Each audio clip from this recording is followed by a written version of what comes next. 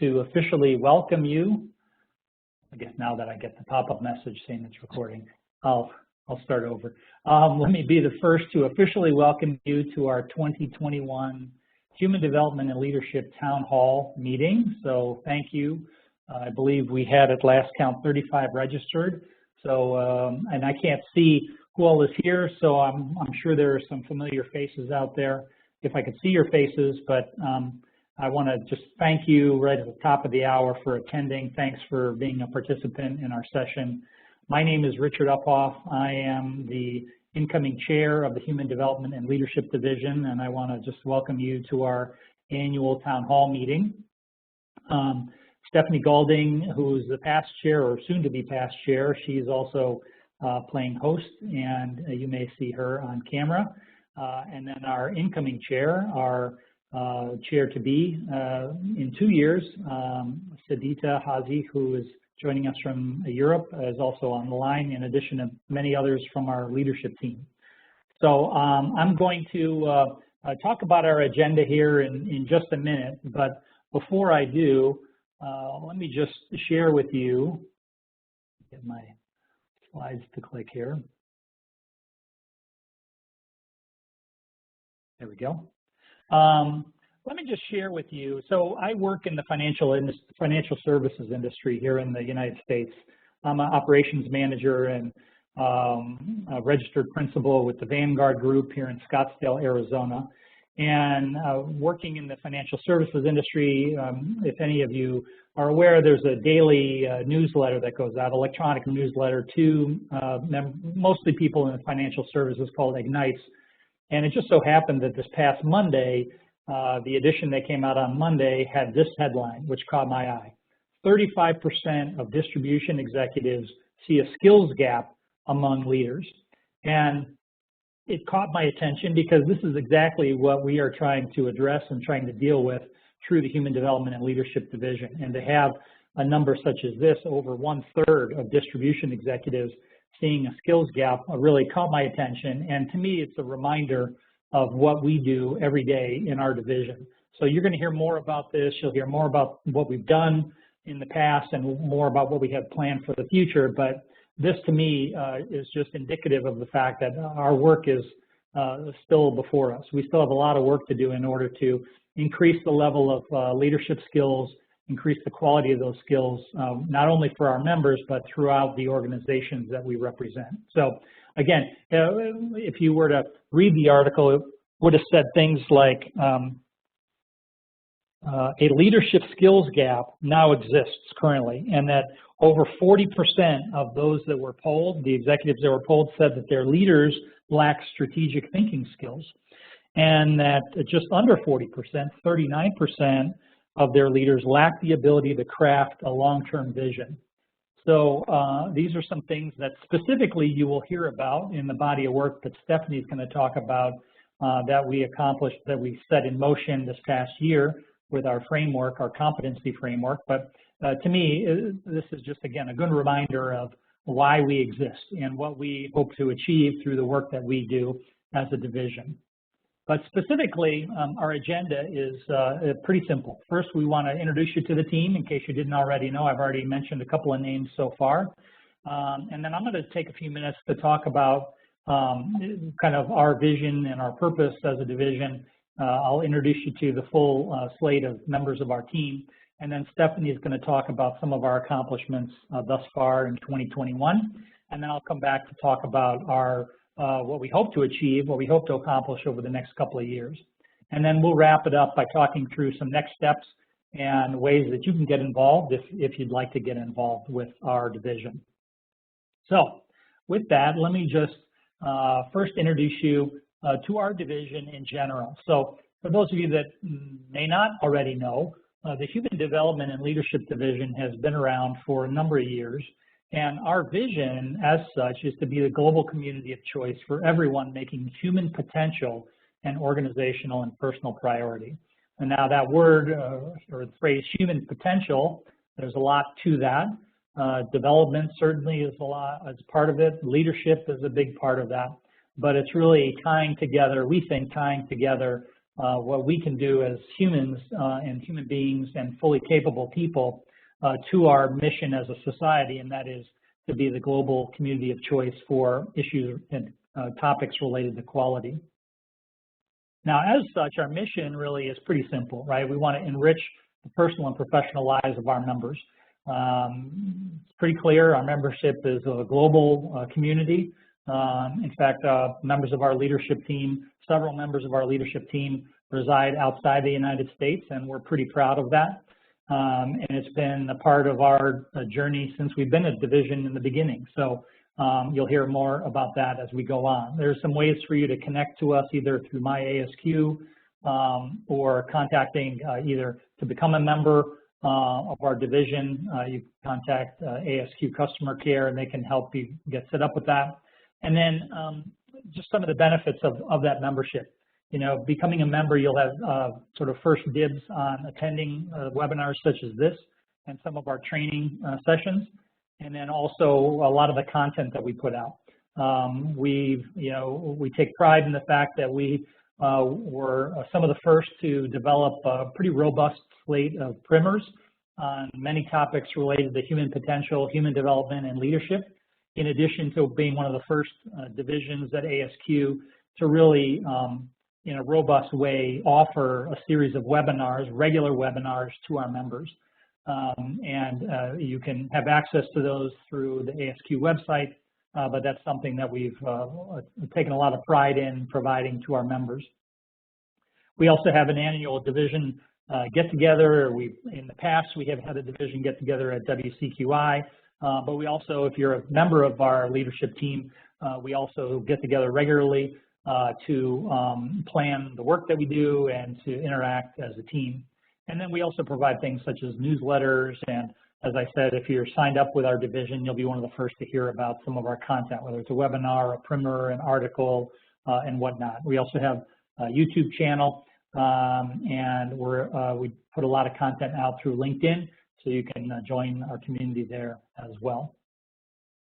Now that's us as a division. Let me just introduce you to some of the specific people, many of whom are on this call. So first, I'll just, at the top of our list is our immediate past chair, chair for 2020 and 2021. Part of 20 and 2021 is Brooks Carter. I don't believe Brooks is on the call, but he's our immediate past chair.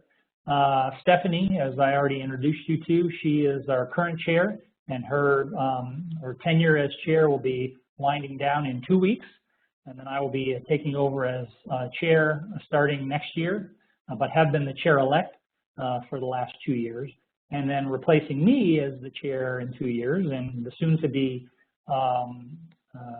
chair-elect is Sadita Hazi, who, as I said, is joining us from Europe.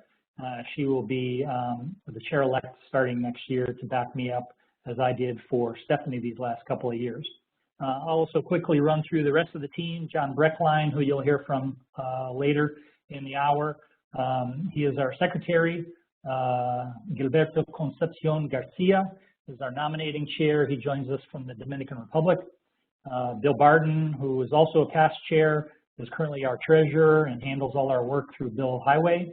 Marilyn Monda has been our BOK chair this year and was instrumental in helping get our framework off the ground, which you'll hear Stephanie talk more about shortly. Amanda Foster, who handles our newsletter and who has for a couple of years now, does a great job getting our newsletter out. And then Kieran, I failed to mention that Sadita and Kieran have been rock stars in the realm of webinars, getting our webinars up and running, finding speakers, helping sessions such as this run very smoothly, assigning those ever important CE credits, and then just making sure that the webinar is running smoothly and is of value to all those attending.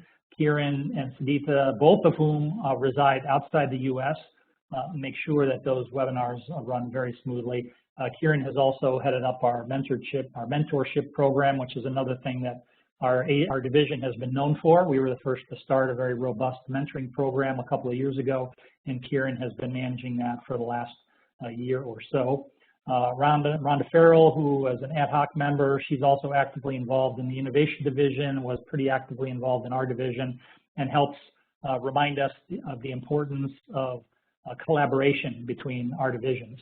And then we have Doug Samuels, who has been a regular staple in our member leader team, is also a regular participant in our World Conference sessions and really has owned the organization of our booth and our staffing of our booth, and has helped us ensure that a lot of our content gets delivered, but especially we have a good presence at the World Conference.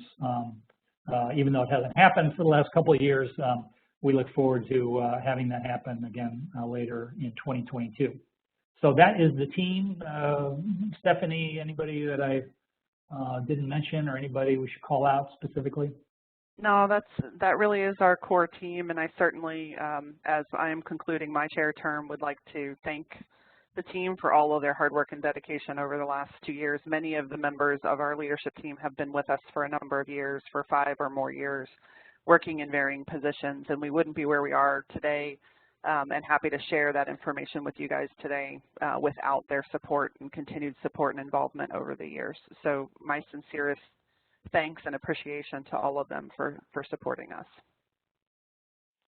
Yes, and I'll just reiterate that, and then I'll turn it over to Stephanie to cover the next slide, which is looking back on our accomplishments this year. But I will just put in a plug because it was at a session similar to this several years ago that I heard about the need for a treasurer role with this division. I think I actually read about it in the newsletter. I wasn't actively involved with the division at the time, but I saw this little blurb looking for a treasurer, so I reached out to then the chair at the time, which was Bill Barton, and now all these years later, I am taking over as chair myself. So this is, we get involved in small ways, we get involved in big ways, and we'll talk more about that towards the end. But I just wanted to mention that because, as Stephanie said, a number of us have known each other for several years, many years, and it's been great working with each other and supporting each other all this time to provide content for you as the members to this society that we all care about. So with that, I will turn it over to Stephanie to talk about what we accomplished this year. Thank you, Richard. And I certainly am happy to start kind of a review of what we've accomplished. And as we're diving into this, I just want to remind folks, I've temporarily turned off the chat just so that as you continue to come up with questions, we'd ask that you put them in the question and answer field so that we can handle them and field them either to Richard or Sadita or myself appropriately. So looking back at 2021, being the second year in a global pandemic mode, we still got a fair amount of work done over that time frame. So thanks very much to Kieran and Sadita. We were able to successfully complete 12 webinars again for, I think, the 4th year in a row. So that's certainly a proud accomplishment that we have. We've also been working on a smooth transition of our leadership between Richard and I over the last year to make sure that division handoff and change is as smooth as possible. And then I will try, as we move forward, to institutionalize some of that process for the division. We're also proud that we actually, given that 2020, we all experienced our first global pandemic where a lot of the world experienced a lot of slowdowns and stay-at-homes and things like that, that even amongst all of that, for 2020, we still achieved our performance excellence achievement at the bronze level for all of the work that we did in 2020. That was awarded earlier this year. So we were very proud that we were able to achieve that. We also continued our mentoring program this year, launching a number of new partnerships and continuing those one-on-one growth opportunities for individual members. And then what I want to talk about next is really, I think, the thing that we're all most proud of coming to the end of 2021 is we completed our first major draft of a leadership competency framework for quality professionals. So I want to talk to you a little bit about what that journey is like and give you a little bit of a a peek as to what that looks like, because this will be a basis for a lot of the work that's going on in 2022 and beyond. So Richard, are you able to? Perfect. And what I would do is start clicking through the animation. There's a lot of animation on this slide. So needless to say, we started on a journey a number of years ago, working to develop a body of knowledge that was originally centered on leadership knowledge. And so we spent a lot of time doing topic collection, building affinity diagrams of topics, really kind of digesting information and narrowing down the selection, which eventually culminated in what some of you may be familiar with as our initial leadership body of knowledge that is represented by that wheel diagram in the first third of the slide. And as we got through that, we also, this was about the same time frame where we started to pilot a mentoring program, recognizing that leadership skills were something that many organizations and individuals struggle with.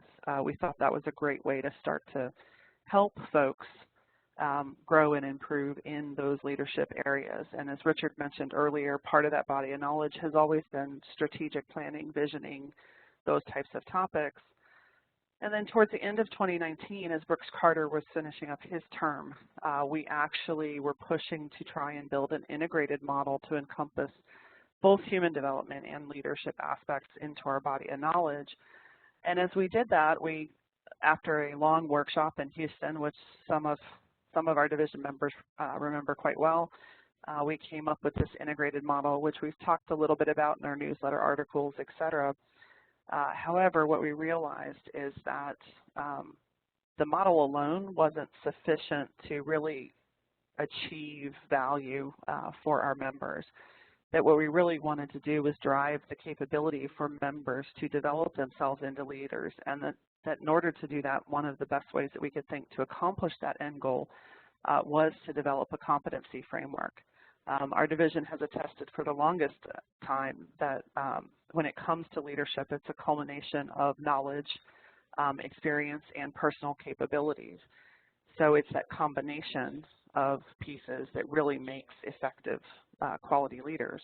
And so we feel that between the defined body of knowledge, the pure raw information around leadership topics, theories, those types of things, and then working to build this competency framework, which you see towards the bottom of the slide, and mapping those knowledge areas to actual competencies would actually be a beneficial way to start. And then from here, you know, we have future plans to continue to work on the competency framework, to roll out things like self-assessment tools, to be working with ASQ to deliver educational content as things move forward. But this really has been a great accomplishment for us, and we hope to have this posted in our community on My ASQ. So if you haven't been there, we certainly encourage you to go there and check this out.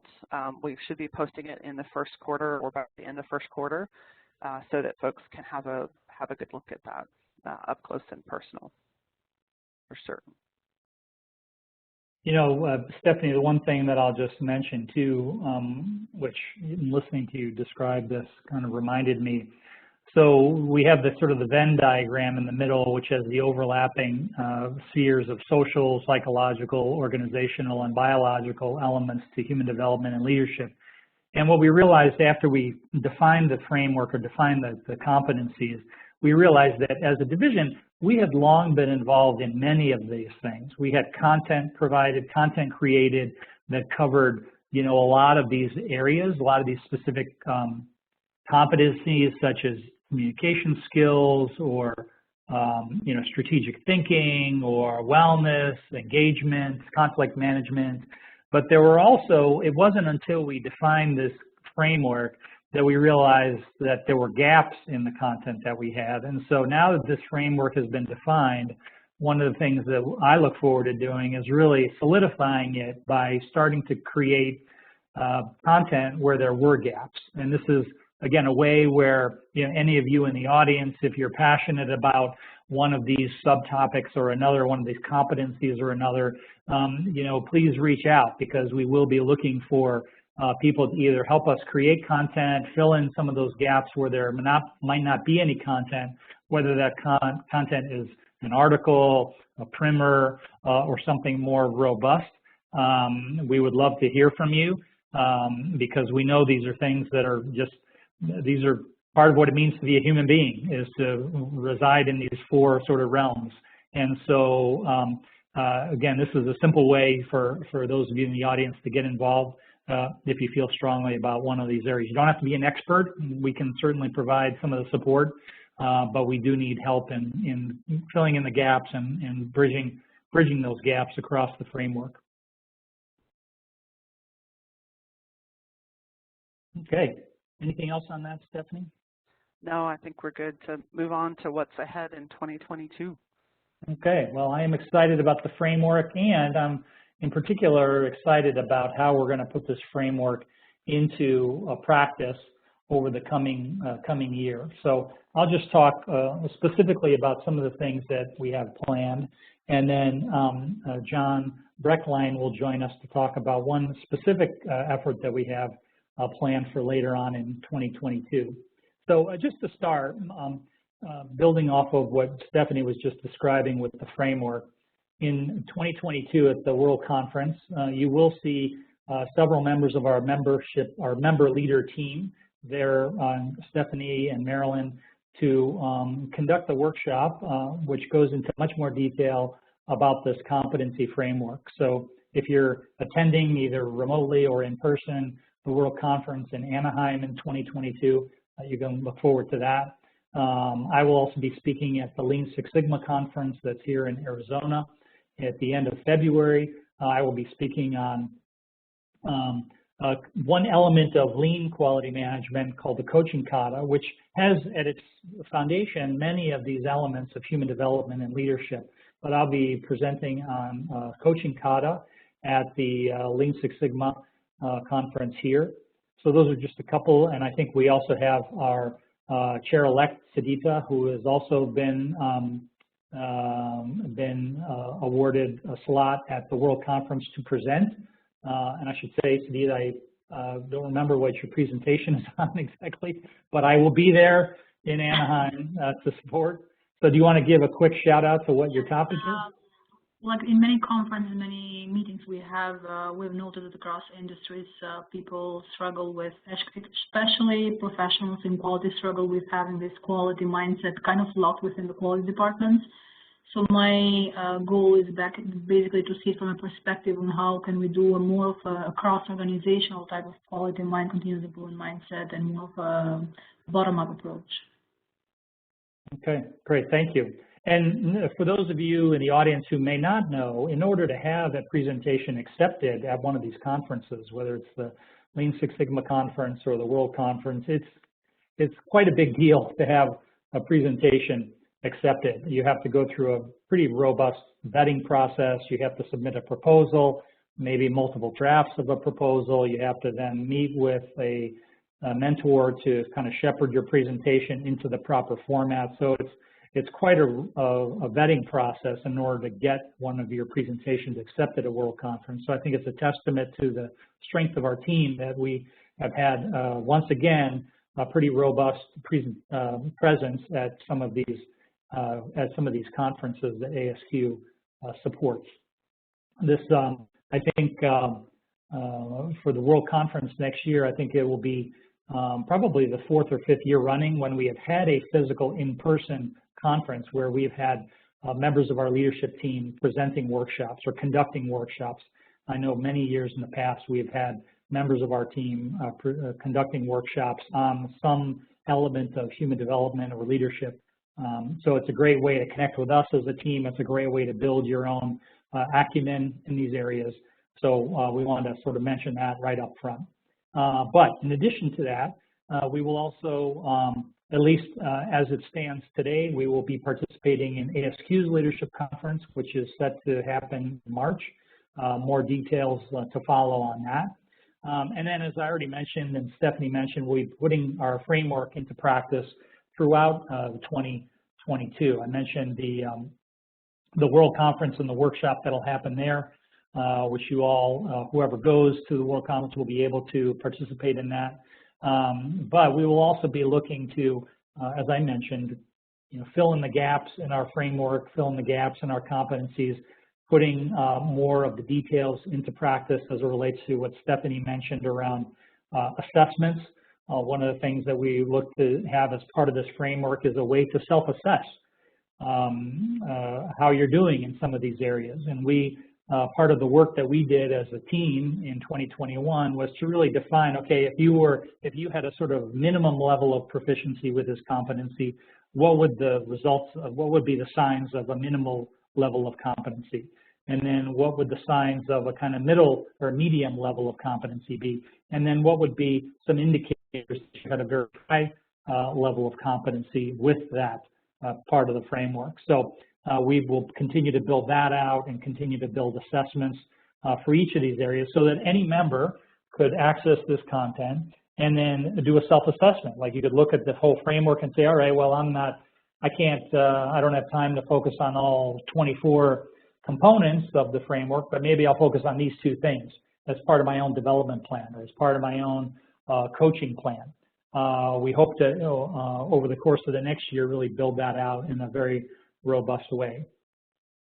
And then, as I said, just create other content, whether it's newsletter articles, webinars, primers, that'll help create more, help build that library of content around the framework. One of the other things that we're excited about is what we were calling our conference at sea. It's not the first time that we've done a conference at sea, although it has been a couple of years. We'll be sailing out of Texas, and I think on the line we have John Breckline, who has been our cruise director, let's call him, and has all the details. So John, I have a couple of slides here, I think at least one slide that goes into more detail.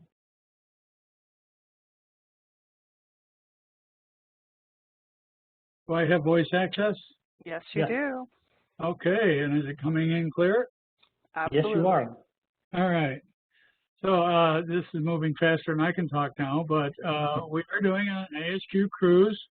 Our section started it back 20 years ago, and the division joined us about 10 years ago, and that included, I think our first one was going to Alaska.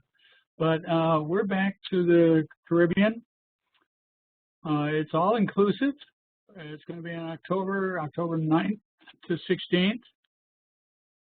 And what we're trying to do is keep the cost down. And you can see some basic costs there. We add another 100, I guess that's everything. I couldn't remember whether I'd updated it. This is the cost that is the cruise, all the amenities that go along with a normal cruise, and the fee for the conference.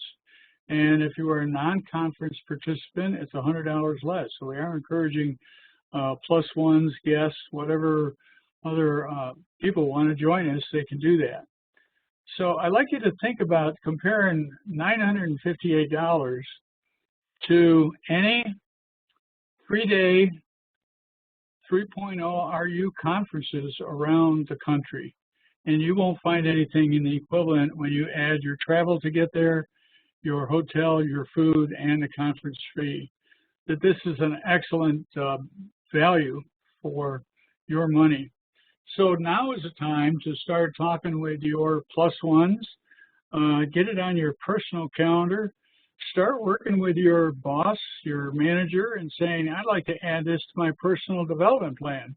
I can get 3.0 RUs, or effectively 24 hours of content as part of this, and it will be a combination of leadership, personal development, quality topics that are pretty generic to everybody. Because we do them 3 days at sea, we do the presentations and what we call forums. Forums are more free form, more dynamic, more spontaneous in what we do in the afternoons compared to formal presentations we schedule up front. And then, of course, you've got your 3 days ashore. Tours, beaches, shopping, whatever you want to do. The little map on the left shows you the actual general direction. We leave out of Galveston. That first arrow is just a turning point. We go down to Raton, Honduras, and then the ship turns around and goes up to Costa Maya on the Yucatan Peninsula, and then of course every ship stops at Cozumel, and there's lots of things to do there, and then it returns back. So it's a 7-day, 7-night activity. And I want to reinforce the point at the very bottom there. Guests, anyone. We don't restrict it to members. We don't restrict it to members' families. It's anyone that finds out about us. Your family, brothers, sisters, in-laws, whatever it might be. Any kind of friends you have, whether it's in a social club, you want to invite them, or just a personal friend. We've had children as young as 8, and we've had parents of adult members up to 80. And we have had co-workers come together and do it, buddies, 4 people to a cabin. That was a nightmare for those guys, I think. And any other social groups that you find. We will be registering, having the opening in January, and we'll have our newsletter will have an article giving you more about it when it's there. And once it's available, we will post it out on my ASQ and additional details. If you've never been on a cruise, where to pick a cabin that minimizes your potential for seasickness, or do you want to see the ports, or are you satisfied with an inside cabin? We just want to give you the choices and let you get the most out of this experience. Are there any questions from our HDL leadership? Because I know we can't do them. Or is there anything that's coming up from members? I'm looking through right now, John. We have someone asking, when does the booking start for the conference at sea? It'll all start in January. We have one more step that we have to do to define how you actually book your cabins. You would book with us as through the Fort Worth section, because we're administering this, so you would book through us through ASQ portal. And once we have your basic commitment in your $150 or $50 for your guests, then we would send you the booking, and you choose your cabin level, balcony, ocean view, or inside. You can also, if you want to go out and find out about this, you just go out and look at Port of Galveston and those dates. The ship is the Liberty of Sea, so you can also find more about the boat and even look at the itinerary stops. Okay, we've got one more question that's come in. Do we know whether or not they can get, an attendee could get vegan food on the cruise? Oh, what? I'm sorry? Vegan. Oh, yeah. They do in the formal dining area. They do have vegan meals. And, of course, the buffets 24 hours or just about that are always available, and lots of vegan choices, as well as the other dietary restrictions you may have. Yeah, and I would add, John, that based on my personal experience cruising with Royal Caribbean, they are very conscious about dietary restrictions and certainly happy to accommodate them. And certainly the buffets are, as John mentioned, everything is labeled pretty clearly as to whether you have gluten sensitivities, vegan diet choices, vegetarian. They do distinguish between all the different dietary categories. This will be our second sailing on this cruise line with the division. So the last one was the 2016. So it's been a few years between getting people signed up, and also the pandemic has put a halt to some of our early activities. There will be protocols for the ship. It's generally, from what I've been reading, vaccine will be mandatory, as well as some testing before you go aboard. But all that will be provided from us or through the Royal Caribbean websites. One thing I really have to stress here is that in order to make this thing happen, we need early commitment from participants. as I said, the last one was 2019. We had too few. We had to cancel it as an organized activity. But well, John, you already got one saying he's ready to sign up now. Okay. So I think you're generating some interest. So I think that's awesome. Okay. There were two more questions for you, John. I think the first you were trying to address around the COVID policies and practices in terms of, whether or not participants would be required to be vaccinated on the cruise.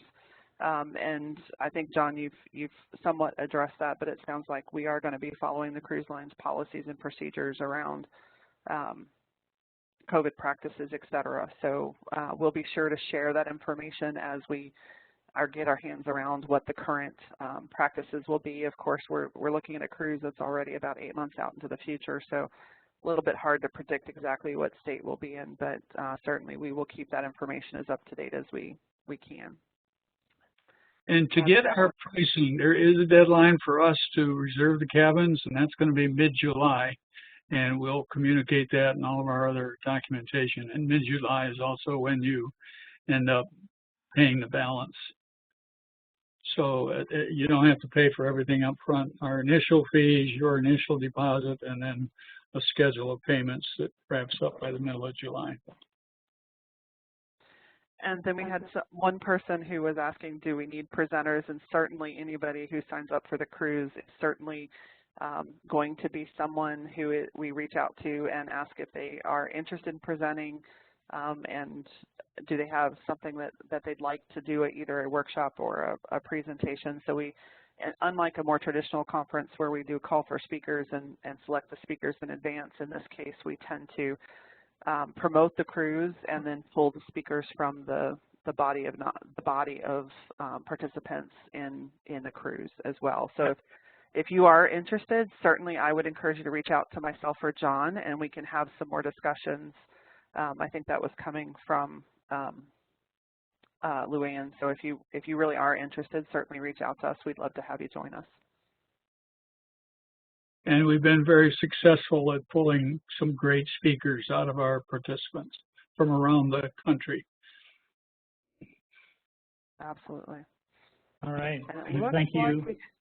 Yep, looks like our questions have quieted, so I think we're good. Okay. Thank you very much, John. Yeah, thank you, John. And I'll just put in another word on this. Like, based on everything that I've been reading, there is a tremendous amount of pent-up demand for cruising.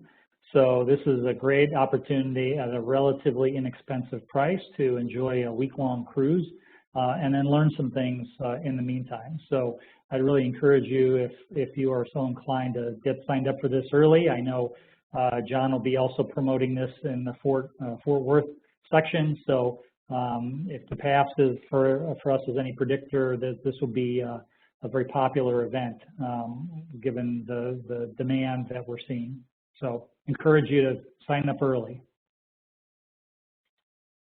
All right, we will move on here then as we kind of wrap up our formal presentation.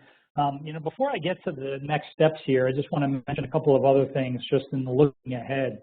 The first is, again, building off of our framework. So if you noticed on our framework slide, we had sort of the Venn diagram with the biological and the social elements of it, but we also had the competencies sort of building on one another, starting with leading yourself. Right, like for those of you that are involved in formal leadership or even informal leadership, know that part of being an effective leader is leading yourself first.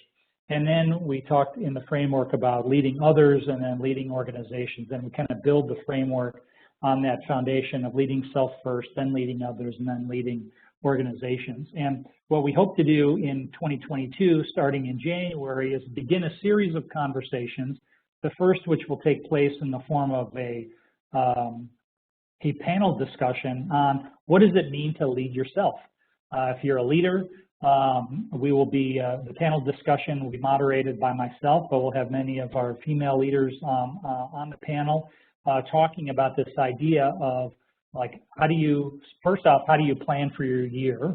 And then how do you lead yourself? So we hope to have that be the kickoff for a series of either panel discussions or webinars or town hall type of interactions where we go into much more detail about those elements of the framework, leading self and then leading others and then leading organizations. So you can look forward to hearing more about that over the coming couple of weeks, because that first session, Leading Self, and that panel discussion will take place around the middle of January. So be on the lookout for that.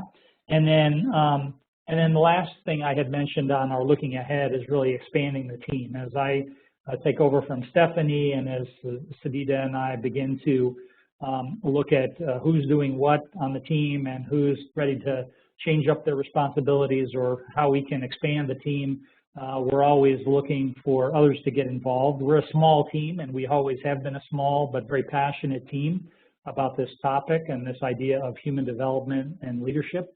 But there are other ways that you can get involved. And so as we think about building out our team, there are lots of ways that you can get involved. And so I have a few of them listed here.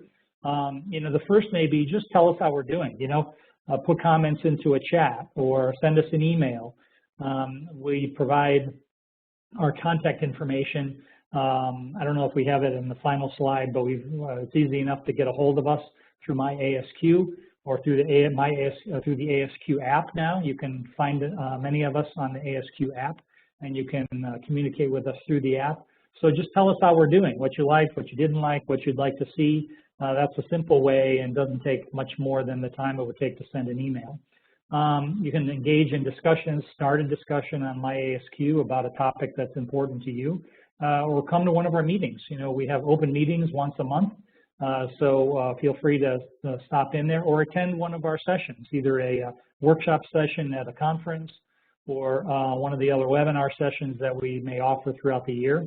Another way, this is the way I certainly got involved, was to provide some content, either a newsletter, article, webinar. As they say, there's no better way to learn a topic than to try to teach it to somebody else. And so there may be some element of leadership or some element of human development that you personally feel like you're struggling with, or one that you'd like to build more in your own sort of toolbox. A great way to do that is to try to write an article about it, or try to do a webinar, a presentation, because what that does is it sort of forces you to think methodically about that particular topic. So that's an easy way to get involved. And if you maybe are tentative about that, maybe you've never done any sort of writing, there are plenty of us in the division that can help guide you with that and be editors and support people if you want to, but maybe you're not really sure what to do first. I was an English major in college, so I have plenty of experience editing lots of different things. So there's plenty of us on our member leader team have helped out either editing or creating content or co-authoring content. So if you have an idea even, bring it forward and we can certainly help with us. And then obviously come cruising with us in October. That's another great way to get involved, help support the cruise, because those cabins will be going fast, I'm sure. Or just join our leadership team. Stephanie is going to talk here in a minute about some specific needs that we have, specific roles within the team that we hope to build out over the coming year to make our work even more widely known.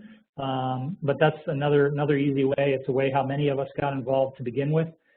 It's just to volunteer to be part of the leadership team. And we know that these are unpaid volunteer positions that we do out of our own sense of commitment and responsibility and love for the topic. So we try to be respectful of each other's time and not ask too much of each other, or try to be as supportive as possible as we create content or attend meetings or do one thing or another that supports the work of our division. So if you are reluctant or a little leery about being involved because you're not sure about the time commitment, just reach out to one of us and we can certainly help shed some light on that. But again, we're here to support each other because these are unpaid volunteer positions that we do simply because we love the material. So with that, let me turn it back over to Stephanie. And actually, no, it was a slide before, but that's okay. Oh, slide before. Oh, there we go. Sorry, I went too far ahead. It's okay. So as Richard mentioned, certainly we do have a few key roles that we are looking to fill, and certainly As Richard mentioned, you know, we understand it's volunteer work, but some of the benefits, you know, certainly as we've talked about, we have a small, dedicated, passionate group of people, so you get to work with and integrate into that group. You do get to earn RUs towards recertification. For those of you who are asking about RUs for even attending this meeting, yes, you will be awarded RUs. We'll follow up within a week to grant those to you so that you can include those in your recertification journals. But you can earn, and they rack up fast, to be honest, additional RUs for writing content for us or engaging with us in some way, or even more RUs for becoming a member leader and engaging by holding a committee position with us in the leadership division. So certainly opportunities there. It may be you looking to develop your own leadership skills in advance of maybe taking on a formal role within your own organization. Of course, build your network. You know, certainly ASQ and HD&L in particular has provided me personally the opportunity to expand my network globally. Certainly have a lot more connections and contacts in Europe and the Middle East and various regions, the Caribbean, et cetera, where we have a lot of members and are growing as well. And of course, we have a lot of fun. And some of those positions that we're really actively looking for right now, we have two different marketing opportunities. One is our primary marketing chair for the division to work on the general communications, making sure that members get notified of events. So those of you asking about cruise notifications, we'll not only post that information in my ASQ, but we'll be sending all of our registered members emails detailing that so that you don't miss a deadline, you don't miss out on an opportunity to get on the cruise. We are looking for a marketing lead that is specific for the cruise, and this is a little bit different than our main marketing chair. This person's sole focus is really working with John in the Fort Worth section to develop connections with other divisions, maybe even other sections as necessary to promote the cruise, to get the word out, so to speak. So it's almost kind of like I kind of equate it to a cheerleader for the cruise, just kind of getting the word out and about in the ASQ community. Then we're also looking for a social media chair. We have had one, but unfortunately she's not able to continue with us. So we are hoping to find somebody who's interested in social media, loves being on LinkedIn, working with Facebook, Twitter, whatever. Those are our three primary channels right now, but certainly somebody who's interested in and passionate about doing that and spends a lot of time there anyways. That role is usually pretty well suited for them. And then we're also looking for additional committee members to support our mentoring program and our body of knowledge work and the competency framework work. So those tend to be more opportunistic roles in terms of maybe you can carve out something that's a couple hours of time over the course of the year, or a little bit lower commitment if you're not in a position where you can currently take on a full member leader role as part of a committee chair or something like that. And as Richard mentioned, we did include his and my contact information. So if you are looking or interested, want to talk to us more about it, certainly reach out to either Richard or myself. It's our first initials, our last names at memberleader.asq.org. Richard also mentioned you can get a hold of us on the ASQ app. You can get a hold of us on my ASQ. You have lots of ways to get a hold of us, but we went ahead and provided email direct contacts for you as well. All right, and with that, we have come to the end of our presentation. I know we have a few minutes left, so would love to hear from you. Thanks for attending. As Stephanie mentioned, we're available on my ASQ through LinkedIn or the ASQ app or direct email. So with that, do we have any questions or comments, Stephanie, that we can address? A couple of things I do want to address. So I do want to be clear. So for this particular session, we have recorded it. It will be made available for all members. We'll post that in our YouTube channel and on my ASQ within the next week. So if you missed it, weren't able to catch everything, had to step away for a second, we understand all of that happens. Certainly go back and catch that information, or if you want to go back and listen to John talk about the cruise again, discuss it with your family, those kind of things, that's certainly something you can do. Then we will also be going through the attendee list and sending confirmation emails about recertification units. This meeting is a membership meeting, so it does actually count for recertification units for those of you who are completing recertification activities as part of your certification programs. And there are a couple of more specific questions that if those folks are okay, I will follow up with them individually. You know, some questions on some missing RUs and things like that. So I will certainly follow up directly with those individuals to see if we can resolve those issues and challenges. Any questions? I think at this point, you know, feel free to raise your hand if you've got a question that you'd like to ask us, or put it in the chat. Maybe I'll come out of presentation mode here. Yeah, I'm not seeing anything. We did get a couple of thank yous coming in through the Q&A, but certainly. All right. Well, then we'll give everybody 6 minutes back in their day. We thank everybody for their attendance, and I think Richard and I wish everybody a happy holiday season and a great closeout of 2021 and a great start to 2022, and it will be an exciting year for us.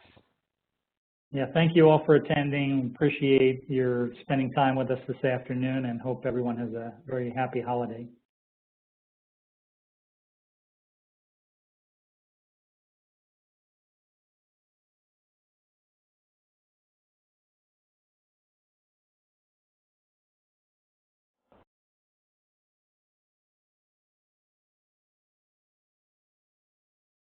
And this is a reminder, Steph, to stop the recording.